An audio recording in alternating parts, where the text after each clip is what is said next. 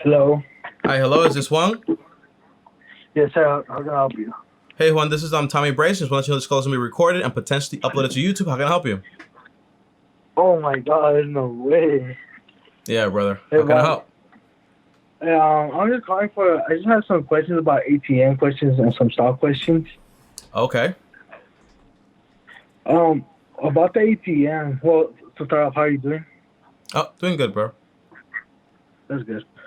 Um, do you feel like the ATM will still be going on in the future? Like, you think it'll continue on like its path?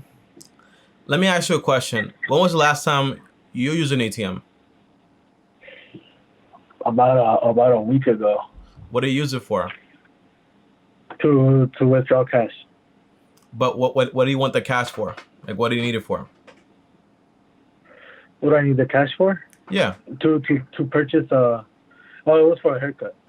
That's okay. So it's in a barber shop. So that's like a convenient. That's why ATMs usually work, for example, in convenience stores or, for example, in mom and dad pops like shops, and also, for example, cash businesses where basically you go to a salon or a gentleman's club or a barber shop or the deli down the block or whatever, right? Like cash stores, Oh. basically, right? Where you need cash most of the time.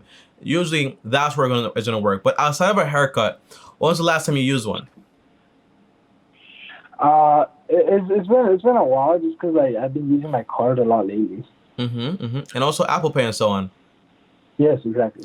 Yeah. So the answer to your question is that for mom and pop shops, for the moment, they're gonna have ATMs, right?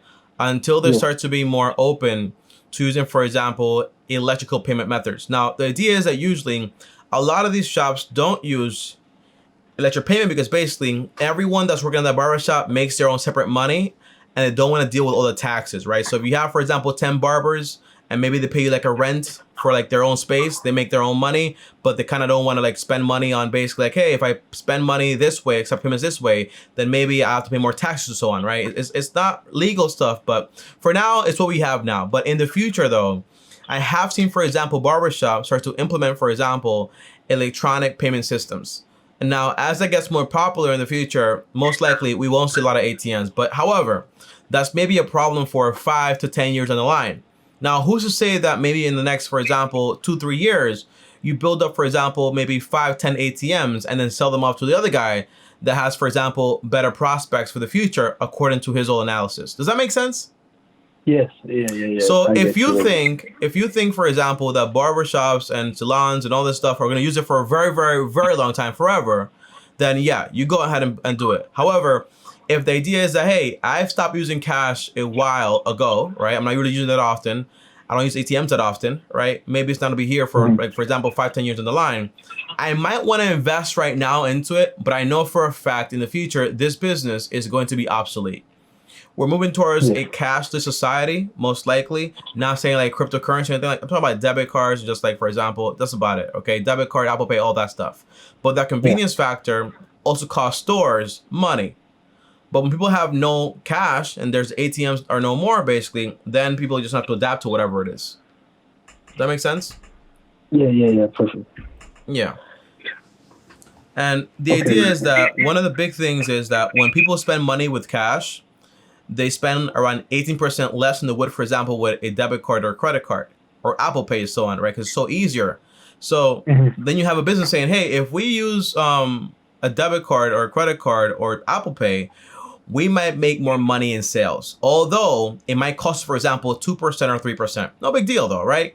So that's the Hmm. idea. But when people take out money in cash and they buy something, they have that pain receptor in their brain saying, hey, this is a lot of money. I don't want to spend all this money, right? So it's kind of like a trade-off. In the future, I think that the prospects of more sales are probably going to impact more businesses to take on, for example, more and more and more electronic like payment systems. Does that make sense? Yes. Yes. Yes. Yes. That's what I think is going to happen. What do you think? Yeah. You're right. Like I said, I do feel like the ATM is still gonna last right now. Mm-hmm. It's just like you said, more and more stores are like getting familiar with like doing Apple Pay because that's pretty much everybody now that has to pay with Apple Mm-hmm. Pay. You get me? Mm-hmm. And then so right now I feel like I just take advantage and try to like get ATMs because right now it's still going with barbershops. I still know like a lot of barbershops Mm-hmm. that only accept cash due to right now, like with all this virus and everything. Mm-hmm. So I think right now I might just take advantage of it Mm-hmm. and then work on it now. So once the ATM business is not working as much anymore, Mm-hmm. I already have a lot invested into it that I could, like you said, I could sell the contracts and all that to somebody If else that somebody just wants to started. buy it, though, if someone remember, right, Mm-hmm. it's all if somebody wants to buy it. So Yeah. you also need to understand basically what's my return on my investment and how long will it take me to make my money back, right? Because that's also like Yeah. obvious, right? If I buy an ATM for like $3,000, $2,000, at what point do I make my money back? And by the way, an ATM in a way is a vending machine, right? Because it's just like Yeah. a vending machine, but for money. You get money out of it. You get a little fee, you get money out of it. Now the idea is that snack vending machines, soda vending machines, candy vending machines, those things are probably not going to go out of style for a while, right? You also have, for example, the whole cannabis vending machines that are actually popping up now, but those things are going to be around for a long time, right? So potentially you could do both. You can say, hey, you know what? I'm going to put a snack machine here. And by the way, usually barbershops don't have vending machines like that. Like they might have, for example, a little candy machine right here, but they might not have, for example, the full blown like snack machine and the soda machine. And it's something that they actually might want because, you know, customers get thirsty. They want a little snack or whatever it is. And it might be a great way to actually do it. Now, potentially that it might cost more money, by the way, but, you know, you want to buy them used usually, but it might give you more opportunity because, you know, there's an ATM in every barber shop. Most likely, if you find one without one, then usually you'll be lucky. And the idea of putting an ATM in a barber shop that already has an ATM is going to be, for example, cutting the other person's profits and basically undercutting them. So if I go to the barbershop and say, hey, how much do they give you out of this whole ATM? Oh, they'll give me 20%. Well, I'll give you 50-50. How about that? You make half, I make half. It's your store and all this stuff. They might say, yeah, okay, I'll call the guy, tell him move it out, bring in your ATM. I have this one right here, right? That's also a prospect. But the idea is that if most likely in the future, barbershops start to use, for example, more electronic payment systems. But if you do have like snack machines and other vending machines, most likely those are not going to go away for a while. Does that make sense? Yeah. That's another thing I was looking into. I was planning on working on that with my brother's 15. Mm-hmm. And I just want to get him to start reading, to start like knowing how it is to like control his own vending machines. Mm-hmm. Like just to teach him young, you know. Your brother's 15. How old are you? I'm 19, bro. I just turned 19. Okay, let me tell you something, man. One thing is this, right? Kids don't learn by what you say; they learn by what you do. That's the very first thing, right? So if you want to teach your brother something, it's great to tell him things, but it's also important that you start doing it, for example, as being the bigger brother. Now, to get in the vending machine business, you don't need, for example, $10 million, 10,000, 1,000, 500, 200. No, you can go on Craigslist and find, for example, some candy vending machines and start small, like really small, like stupid small, right? You start small, you get a feel for different locations, you start making some money here and there. In the beginning, it'll probably be more annoying than it is profitable. But you start to get, for example, more experience in how everything works. Like, hey, where do I go to buy these products and these products? And if you lose money in a bad location, hey, it doesn't matter. I didn't lose that much comparatively if I would have, for example, like bought a Vig vending machine and then you had a massive problem because you couldn't find where to put it, right? And you can't store it anywhere. So starting small is usually going to be key. Start small. Start with one of those like those gumbo machines. They're like $90, $110, $150 on Craigslist. You can find them on Facebook also. And that's about it. And usually a person selling you a vending machine probably has more and more connections, so it can also lead you to creating a network, right? Yeah. Correct. Okay. But as far as like that part, that's what I recommend. As far as, for example, by the way, you're 19 years old. What's the plan? Are you still in high school? No, I just graduated in 2020. Okay. And then my dad has his own transportation business. Okay. So, but then with all this COVID, he couldn't work no more because he can't put people like next to each other. You get me? Yeah. So his business went down. My mom lost her job. So then I had to get working. I didn't even think about college. I went straight to working because it was really tough. My parents are divorced, so I have to help my mom and dad try to help out my dad. Okay. Who do you live with? So I live with my mom right now. I'm currently just moving in with my dad just because he got a 4-bedroom house, and then with my mom on crowded, so I came over with my dad just to have my little space. Who does your brother live with? My brother, he came over with my dad, so I have. So who's your mom with? My mom is with her boyfriend, and my little brother and my little sister. Okay. Okay. Now, what are you working right now? What are you doing right now? Right now, I am a security guard at WSS Sustav Selection. How many hours do you work? How much money do you make? I work a week 40 hours, and I make $15 an hour. Okay. And you, what state do you live in? I live in California. California. And you live with your dad right now, right? Yes, correct. Now, here's the thing, right? You sound like you have an amazing heart. And the truth is that right now you're making like around $600, right? And helping your mom, helping your dad is an amazing thing. But you also have to help yourself at the same time. And if you can't help them and help yourself at the same time, then you got to have priorities. Because I see this a lot, right? Sometimes you say, you know, I'm 19 years old. I have this job right here. I won't be here for long. 20 years later, you're still there, right? So the goal is you're like a knife. And you got to sharpen yourself every single day learning a skill. Now, you might say, Tommy, I work 8 hours here. I don't have time for school. You do. You have time for school. There's 24 hours in a day. You sleep 7 or 8. You work 8. You still have, for example, another what, like 8 more hours, right? Yeah.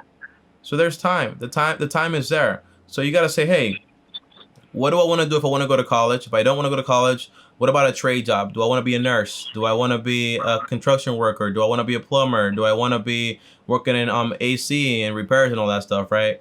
Do I want to be a bus driver? You work in transportation, like whatever you want to do, right? But the point is, you got to pick something, and you gotta understand, right, that this job you have right now, all you might be making, for example, maybe like $2,000, maybe a month, something like that.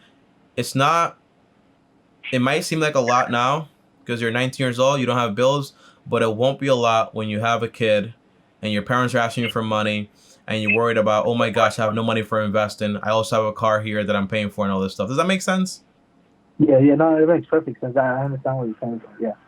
So if I were 19 years old all over again, my main priority would be not in really like vending machines and so on. You can do that on the side if you want to. Great. But my main priority would be basically on, I need to learn a skill.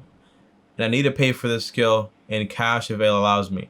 Now, because you don't make that much money, neither does your dad, you'll probably get financial aid, right? Which is going to help you a lot when you go, for example, either to college or you, for example, go get a trade job, right? So once you pick the trade job, by the way, to find a trade job, go on Google, type in, for example, top 10 trade jobs. You'll find some videos. I have videos on it also. Once you find one that you actually like, you might be good at, it's going to make you money, that's the one you want to do. Now, by the way, you don't have to stay there forever, but you need to find a skill, right? So trying different things out is very important. Now, whether you want to go to college, maybe, what do you want? Do you have anything in mind that you want to do? No, right now I was just working and saving up because I'm interested in real estate investing. That's one thing I've been reading about lately. Okay. Here's the thing about real estate investing, right? Yeah. You're 19 years old. You probably watch YouTubers on real estate investing, right? Yes, correct. They make a lot of money, right?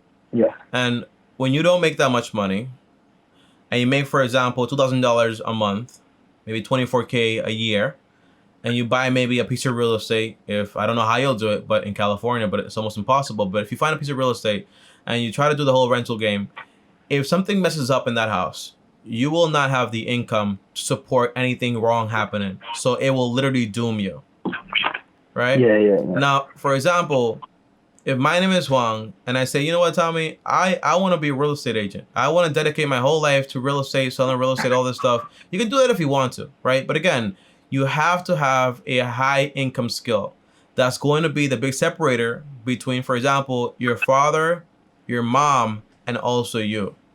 Use the people around you as an example of what to kind of like try to shoot beyond. Does that make sense? Like I love my mom, right?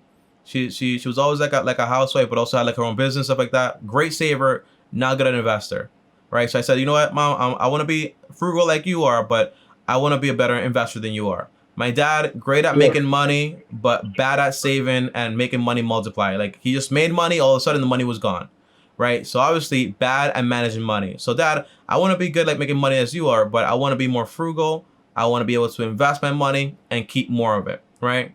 That's the overall goal. Yeah. So you gotta go out there and try something else. And by the way, that might mean, for example, hey, maybe I have to start working part-time. Or it might mean, for example, hey, maybe I have to start working maybe at a later time or find a different job to allow me to go to school or get a trade job. Once you graduate, maybe 2 years or a year and a half, depending on what you do, the answer is you can make $40,000, $50,000, $60,000.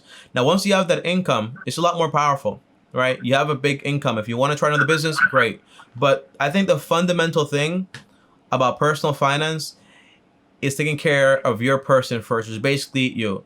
Because if you lose everything and you kind of mess up like really bad, then no one can help your mom. No one can help your dad or your little brother, right?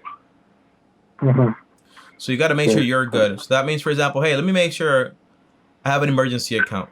Let me make sure I'm debt free. Let me make sure I'm investing money for my retirement. Let me make sure when I buy a home, it's not that expensive. I pay it off in less than 10 years. That way I own this home. I have my shelter. I have my place to stay at. I'm good to go. Now, what do you have? You have a person that owns a home, doesn't pay that much money towards like shelter, has no debts, has an emergency fund, has a lot of money in investments. And now you just have, for example, a lot of income because you picked a job that you actually enjoy and want to continue doing. And with that money, you can do whatever you want to do, right? It's a big different picture. Does that make sense? Yeah, it makes perfect sense. Yeah, I get you. But okay, the main thing is going to be, Juan, you need a skill. And don't get too caught up in this job you have right now where you're working. It's a stupid job. I had those jobs a lot of the times. I'm not saying it's not. Honest work is amazing work, but staying somewhere knowing you can do better, like I can hear in your voice, is not a good idea. I worked work study at my college. I worked at the Gap. I worked at a data entry company, which was extremely boring. I did side hustles like phone flipping, YouTube different channels, flipping sneakers. I did a lot of things, you know, but I did all those things to figure out exactly what do I want to do and what do I really want to spend my time doing. But if I said, you know what, earning, for example, $15 at this job is great, I'll stay here forever. That could have been my life, and that'll be fine if that's what you want to do, right? But if you want a little more, because I can hear it in your voice, you want a little more, you got to find a good skill. Once you find that skill, that might be in a trade job, might be in college. It's fine. Or maybe, for example, a license. That's also fine. But once you have that stability, which is not really that stable, 50K, 60K, that gives you a lot more doors to open. Does that make sense? Yeah, that makes perfect sense. Yeah. Okay. You have any more questions, Juan?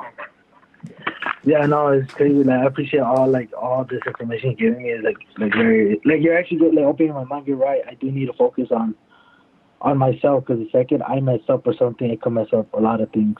Yeah, and that comes from, look, man. What nationality are you? I'm Hispanic. From where? I'm from America. I'm from California, bro. No, but like your parents, where are they from? Oh, they're from Mexico. Mexico. My parents are from the Dominican Republic, right? My friends' parents are from Ghana. A lot of these cultures that we're a part of, like you and I and also my friend, there's this idea of like you have to support your parents, right? There's no problem with that. If you see your parents need help, you help them, right? I understand that. But it's also like this like idea that that's my first priority. No, your first priority is to take care of yourself. And when you take care of yourself and you start to grow as an individual, and so does your income, you can help them even more. Now, I don't really know your parents, but they sound like sweet people. So it's going to be a conversation you have to have with them. Hey, mom, look, I have this job. Hey, dad, I have this job, but I want more. I want to get this trade job. I want to do this, whatever it is. And if it's a conversation, if they say, no, you can't leave this, you can't do this, you got to make a decision. Because at this point, you're also 19 years old, right? Yeah. Right. So 4 years from, look, man, 6 years from now, you might have a master's degree or bachelor's degree, or you might be making a lot of money with a trade job, right? But 6 years from now also, you might be the same guy working the same job, telling your brother about what to do, but you haven't done anything either, right? Yeah. So it's all about, you got to pick a story and you got to do it. That's all it is. Okay. Now, you also asked me about investments. I saw it in your notes, right? You want to know about that? Yeah. Okay. So right now, again, I wouldn't ask you to invest because, again, your priority is getting that skill, whether it's in trade school, whether it's in college, or just doing whatever you want to do, right? Investing in yourself is going to be your priority. However, once you start making a decent amount of money, because again, right, real estate is long term. Stocks are long term, right? When you're doing, for example, index fund investing or value investing, I don't play the game of like I buy today, I sell tomorrow. That's usually speculation and also a lot of gambling. And when you make, for example, $15 an hour and you put at risk $100, that's 6 hours of your time gone down the toilet if you miss. Okay, so I treasure my time a lot because I know what it is to make not $15 an hour, to make, for example, $8 an hour working a minimum wage job when it was that much, right? So when it comes to investing into stocks, if you're going to be a full-blown investor like Warren Buffett and read, for example, for 8 hours every day, great. You can do that. 2 books are The Intelligent Investor by Benjamin Graham and Security Analysis by David Dodd and also Benjamin Graham. However, if that sounds boring to you, and it does sound boring to me also, reading for 8 hours a day, shout out to Warren Buffett though, what I do is index fund investing and also ETF investing. So my priority would be, ETF investing and also index fund investing.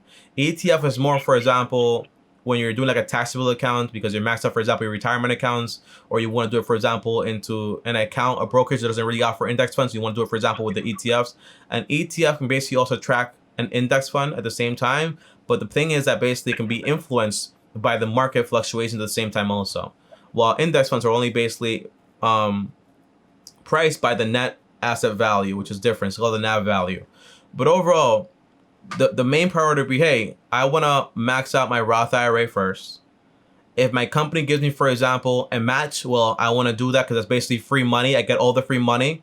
Then I max it, for example, my Roth IRA. Then I grab the rest of the money and I put it, for example, to max out as hard as possible. Now, that might be between 10 to 20% of what you actually make. But again, your priority is going to be, hey, I'm investing 10, 20%.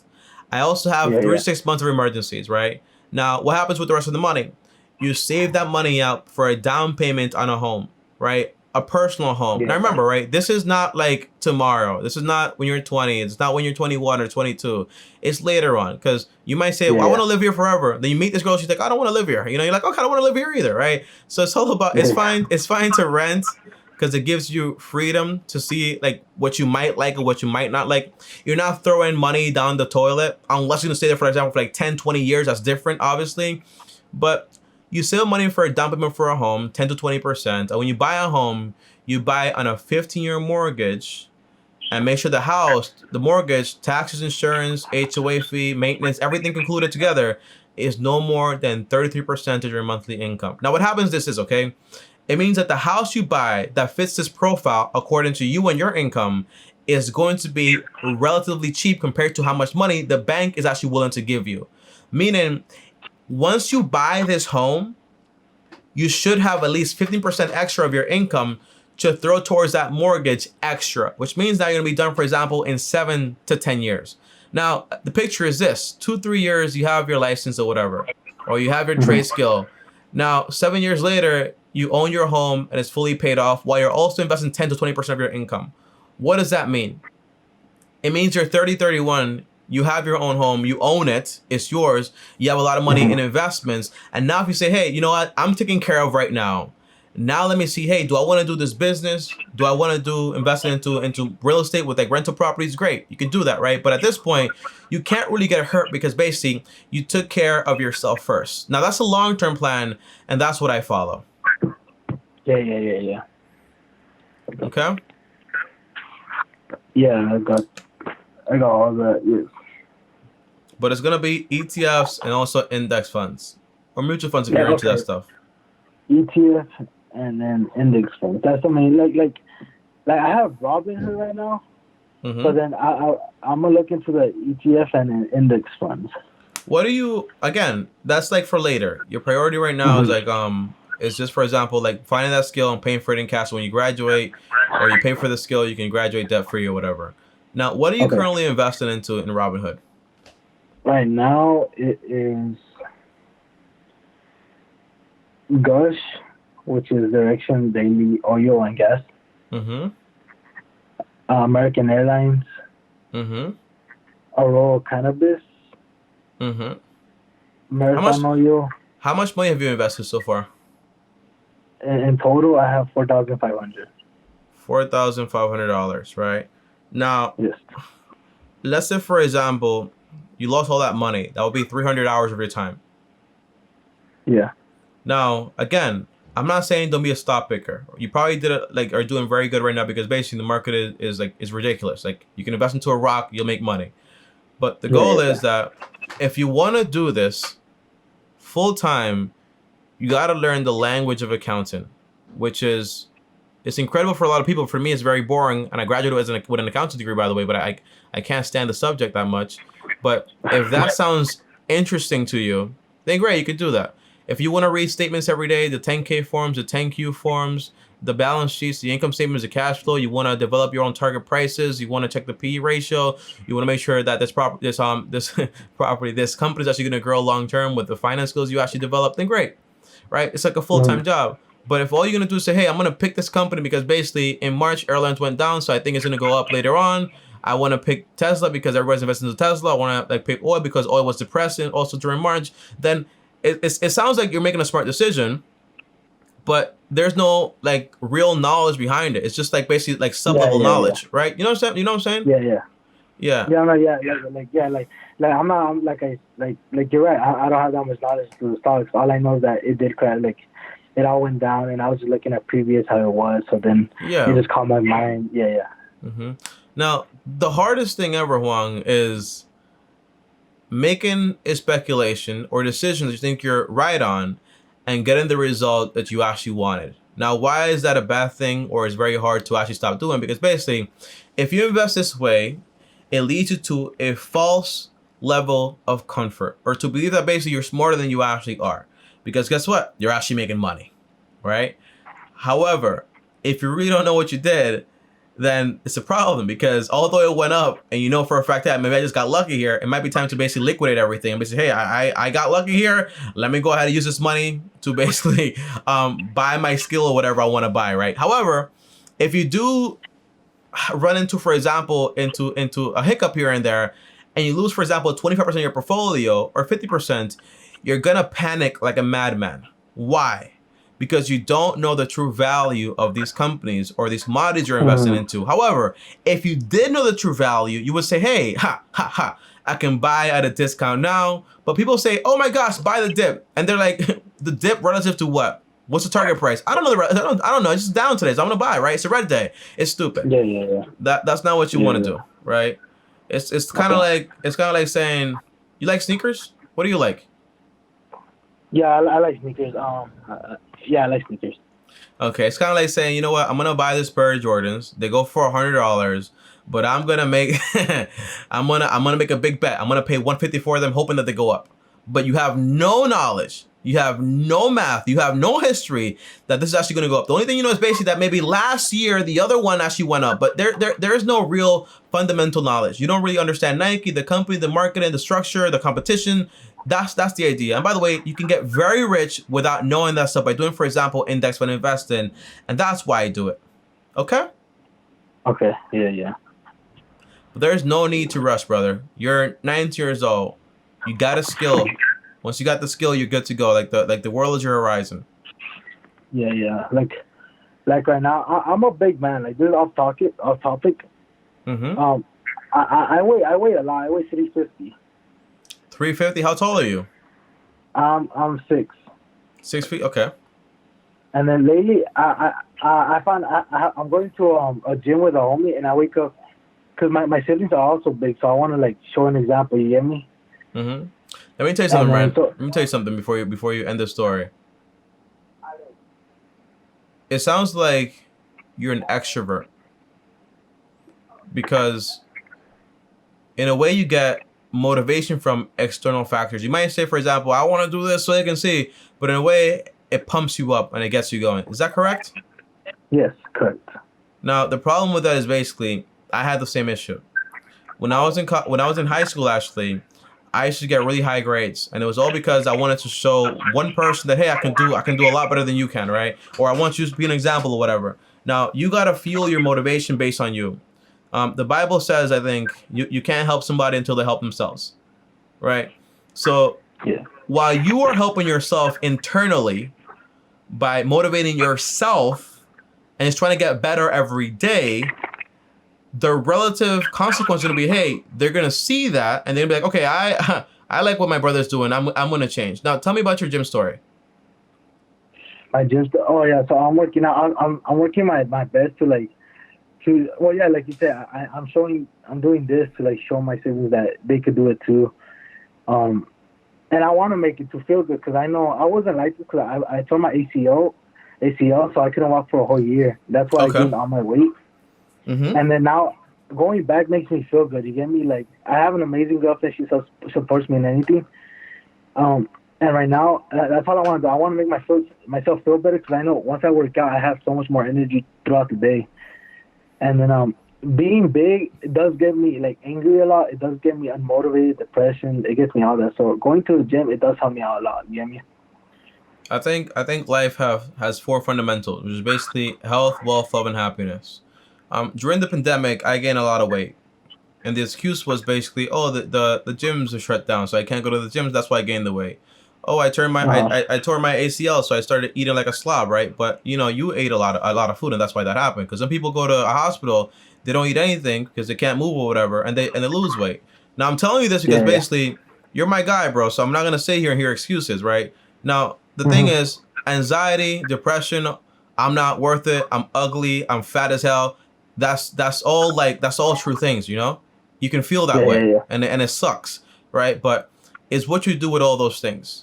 It's about making a plan. You get anxiety from not knowing what you're going to do next while you're knowing you have a problem. So, okay, I'm fat right now. I'm obese right now. What I'm going to do to change it? Now, the first thing you don't do is try to rush this because you didn't gain all this weight overnight. It took you a while. So you're not going to lose it all of a sudden.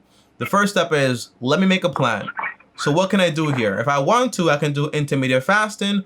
Or, for example, can just go, on a simple caloric deficit. What you eat outside of the gym is going to be around 80% of why you're going to lose weight, right? Mm-hmm. So now you make a little plan here. Now, the way I make my meal plans is basically I have some rice, I have some chicken, and that's it. Boring ass stuff. I hate it so much. I can't stand it, but I do it, right? You make pre-cooked meals for the whole week. You buy some plates from Amazon. You put them in there. Okay, great. When you go to your mom's house, don't let her feed you because she has like the crazy stuff. So don't do that. Just get the food from your own kitchen. You cook it yourself. You eat that stuff. Okay, now we have solution 1. We know what we're gonna eat. Now we're gonna go to the gym. What are we gonna do there? I haven't been to the gym for a long time. So what don't I want to do? I don't want to push myself way too much. Why? Because if I push myself way too much, then it's gonna be a problem where, hey, I wake up, oh my God, I woke up so sore. I don't want to go to the gym today. I can't do it, right? The goal is, it's all about just step by step. I'm gonna go to the gym 5 days a week or 3 days a week. I'm gonna do this exercise. By the way, for me, I use an app. It's called Fitbod. It costs like $10 a month. But this way, I don't think about what I'm gonna do in the gym. I just show up every day and I get it done. That's all it is. It's called Fitbod. It's the app I use. So when I show up to the gym 5 days a week, I say, okay, I'm going to do this from Monday to Friday. Now, what time do you work? I work from 9 to 6 or sometimes 12 to 9. What time do you wake up? I wake up at 4 a.m.? Yes. What do you do between those times? Because you're not working. What are you doing? No, so I wake up. I wake up and I just wake myself up. I relax. I meditate. Like you meditate, just relax. Go to the gym, man. Go to the gym. Go to the gym. No, yeah. Then at 4:30, that's when I go to the gym. Okay, make that your habit. One thing is put the sneakers right next to your bed. Put the t-shirt right next to your bed. You got to plan for not a perfect day, but you got to plan for a good day for the next day. Yeah, like lately I have been waking up at 4, and then. One thing I have been doing better is surrounding myself with people that will benefit me and I can help benefit them. You get me? Yeah. And that's awesome, man. That's fun. Yeah. Like right now, that's my thing. Like I started last week. I already lost 9 pounds. Okay. You started when? Last week. Last week, April 5th. You're probably gonna start losing a lot of water weight, but it's gonna get harder to start shredding the weight. Okay. You don't look at the scale as a sense of motivation. If the way I see habits is, I read this in a book. It's called Atomic Habit, and it's called Atomic Habits, and it's called identity-based habits, where you become the type of person that you want to be, and then you follow those habits right there. So the goal is, I'm a healthy person. what do other people do, and what do I need to do. So I eat healthy, I work out, and eventually you will lose weight, obviously. But don't gauge your success by how much weight you're losing, because some days you're not going to be losing weight. Not every week is going to be the same. And you're going to get depressed when you don't see the results you want to see, right? Just compare yourself to yourself and make progress that way. If you're eating well, you're going to the gym, you're drinking a lot of water, step by step, you'll lose the weight. Don't seek external motivation. Look for internal motivation. Your girlfriend is amazing. Okay. Don't depend on her to be like, oh, daddy, you look so cute. Your brothers are amazing. Oh my gosh, you're doing great. Don't depend on them, because some days they're not gonna give you that motivation. It all has to come from you. And motivation is overrated. Look for habits. Monday to Friday, this is what I do. I don't care who or what, if it's raining, if it's snowing, if it's hailing, very unlikely in California, but I don't care what's going on. I'm gonna show up. Right? That's the idea. And you get it done. That's it. You build those habits. Habits are 10 times stronger than motivation, because I'm pretty sure every day when you wake up, you're like, I don't want to go. I don't want to do this at all. I'm not motivated to do this, right? But it's just all about it's a habit. Okay. Then I know time's already passed, but last quick. Go ahead. What are your best books? Like your best books that changed your life, where you saw oh my god, I want to do this and do that. I'll give you 3. The best 3 books I ever read in my life. The first one, and I owe it a lot, but I don't really like it that much these days, but it's still a great, amazing book, was a book called The Secrets of a Millionaire Mind by Edgar T. Harv. The Secrets of a Millionaire Mind by Edgar T. Harv. The second book that changed my life on finance was called The Richest Man in Babylon. The Richest Man in Babylon? Yeah. And the third book that changed my life is called On F Yourself by Gary B. Bishop. And that's one of the only authors I ever remember their names. Maybe the first book and that one right there. But he's the guy who's going to tell you what you're willing to do and what you're not willing to do. He doesn't play around. It's called On F Yourself. Okay. Like the whole word. Can you repeat it one more time, please? Sorry.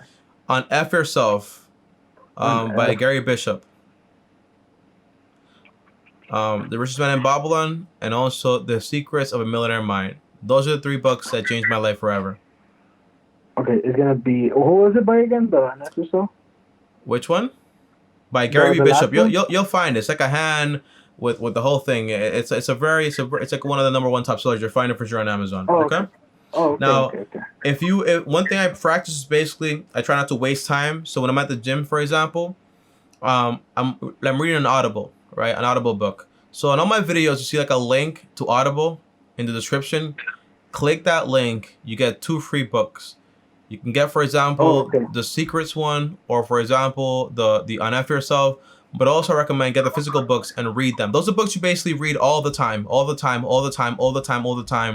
It's gonna change the way you think. Okay. Okay. Thank you so much for honestly, it means a lot. Yeah, bro. I remember, man. Sometimes people gauge yourself on other success. Oh my gosh, Tommy has this, or this person has this, all this real estate, all this stuff. Gauge it on yourself.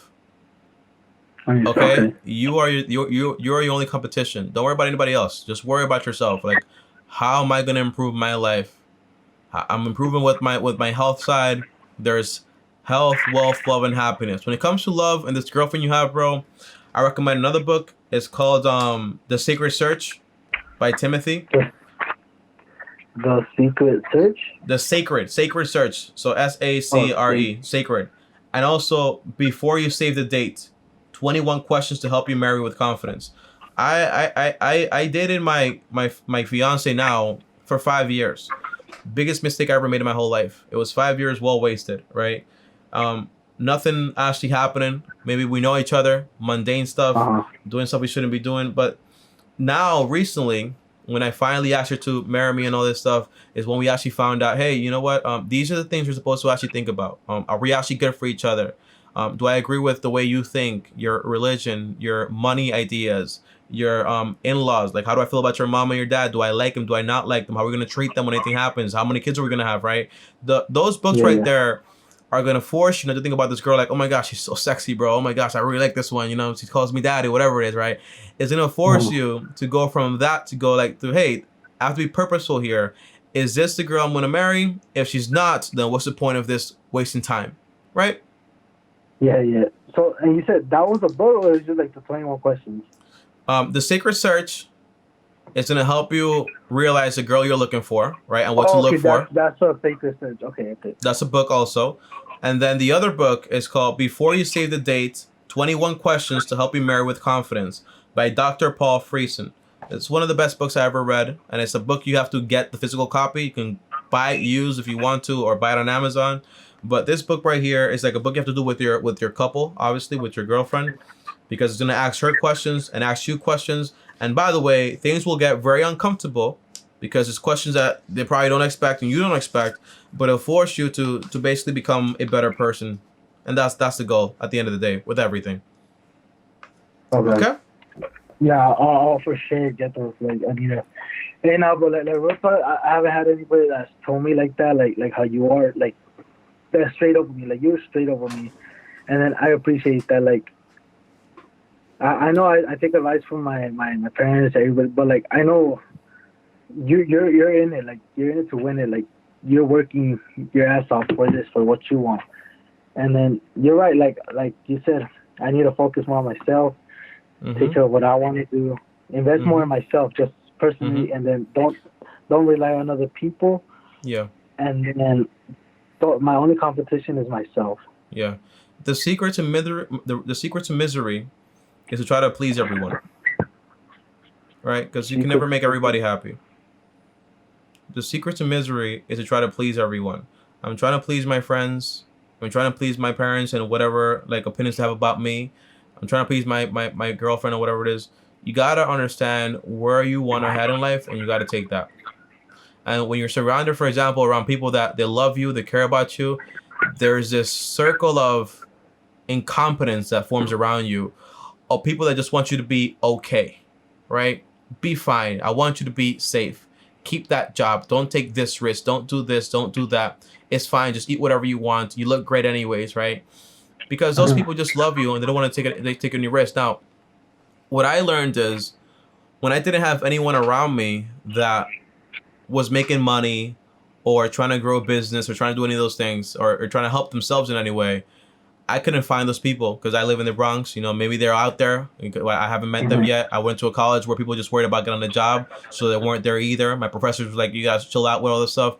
So I found those books. I found those people in books, right? I never had a mentor. All my mentors came from book. The biggest use is basically, I don't have anyone to teach me. Oh my God.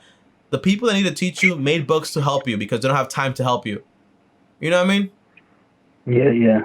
That's all it is, man. So if you're going to the gym five days a week or even 3, that's 3 hours to 5 hours of reading every single day. Every single week. Which means, for example, like maybe, what is it? Like, that's a lot of books, man. Maybe like around 40 to 50 books a year. And once you start doing that, man, it'll be scary who you become by next year. Because knowledge is power. And action is also power. Yeah. All right, brother. So, Juan, I appreciate this call a ton. These calls are always free. So if in a few weeks you want to call back and be like, hey, Tom, I got some more stuff to talk about, it's fine. You can schedule the call even tomorrow if you want to. I don't really care. So, yeah, you can join another call. Oh. Go ahead. Okay. No, perfect. I appreciate it. Thank you. I thought it was only like a one-time. Like. No, it's not a one-time thing, man. You can. That doesn't make sense. It's whenever you have something to talk about. You need help with anything. People don't just need help once, right? They usually need help more than once. But I given you everything I could. Now it's just time to take action and do the whole point. When you're ready to say, hey, Tommy, I did this. I'm gonna be looking forward to that call. Yeah. No, thank you so much, sir. You don't even know. Like, thank you. Like, this is more than enough. I learned more than I expected to learn. It's crazy. And then, I'm going to, even watch, when I make it, bro, I'm going to tag you in it. I'm going to show you, like, I'm going to work my ass off, bro. Like you said. Just remember, man, right? Don't try to rush life, right? Because if you're trying to rush life, what's the end? No. What's the finish line of life? Death. Yeah, so you don't want to rush it, right? Just take your time, right? Yeah. Enjoy the moment, enjoy everything you're doing, enjoy your family, enjoy your work. Just enjoy what you do. You know, you don't rush anything. You'll be fine. Whether you hit me up, for example, tomorrow or in 5 years, I don't care.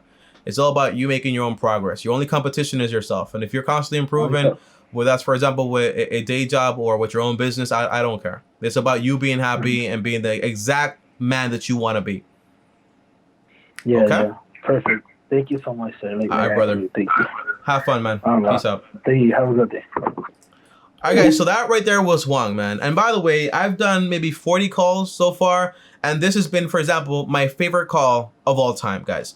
I love talking to you guys a lot. Any questions, always reach out to me. And, you know, a 19-year-old struck my heart a lot. You know why? Because when I was 19 years old, I couldn't make a call to someone and ask them all these questions because I didn't know anyone. And I had to find all that knowledge I needed in all those books, all those bus rides from my school to the house, from the school to my other job and so on. That's where I acquired all the knowledge I actually needed. You know, losing my dad, saying like, hey, you know what? Maybe this isn't the whole thing that I want to do here. I want to take my chances right now because this job isn't safe, although it's secured or whatever it is, right? That's the overall concept. And that's why I try to help as much as possible. Guys, I'll see you guys tomorrow. Thanks for watching this channel. I appreciate the time. If you want to call me, well, link down below. All calls are free from Monday to Friday, 12 p.m. to 5 p.m. Eastern. Schedule a call. I'll call you. I'll talk to you. If I can help, I will help you. On top of that, follow my other channels. Links down below. Also, if you want to DM me, join me on Instagram, Bryson. On top of that, also, like, subscribe, hit the bell to notify on this channel. That way I know you like this content. And I'm going to keep making more and more and more content. Okay, guys? I'll see you guys tomorrow. Thanks for watching. And as always, peace.